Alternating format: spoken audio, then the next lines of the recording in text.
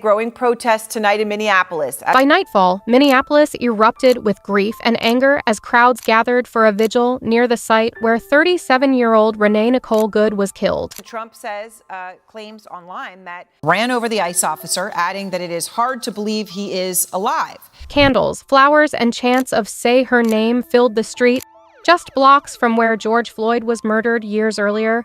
The shooting intensified tensions in a city already strained by a heavy federal presence, with many residents saying this tragedy felt both sudden and tragically familiar. As emotions grew on the ground, a competing narrative about what happened was already beginning to spread. Soon after the shooting, federal officials and the Trump administration released a firm narrative, claiming the ICE agent acted in self-defense after Renee Good weaponized her vehicle. President Trump quickly echoed that version, describing her actions as violent and deliberate.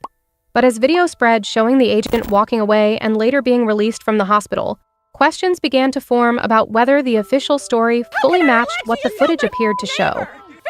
This is a city that's worked really hard to rebuild in the aftermath of that. And multiple people I spoke with today brought up that I've been very concerned for several weeks, and I've been quite vocal about it.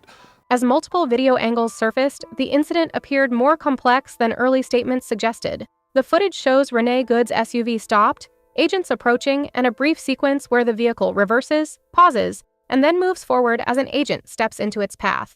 What's missing, including clear audio of the driver and her intentions, became just as important as what's visible, leaving viewers divided over whether the moment was a threat or an attempt to escape. The case hinges on just a few seconds. After briefly reversing, the SUV stops, then moves forward as an ICE agent draws his weapon and steps in front of the vehicle. 3 shots are fired as the car turns away, and moments later it crashes. Whether the agent was actually struck or whether deadly force was justified in that instant remains the central and most disputed question. Federal use of force rules emphasize avoiding situations where deadly force becomes the only option and prohibit using lethal force solely to stop someone from fleeing. Critics argue the agent placed himself in danger by stepping in front of the vehicle, while others say the moving SUV itself justified the response. How closely training and policy were followed is now a key part of the investigation. The same video sparked 2 completely different reactions nationwide. Supporters of the agent argue it was a split-second, life-or-death decision, while critics call it reckless and unnecessary. Media coverage and political voices quickly split along partisan lines, turning the incident into a broader fight over power, accountability, and trust in federal law enforcement. The investigation itself has become controversial.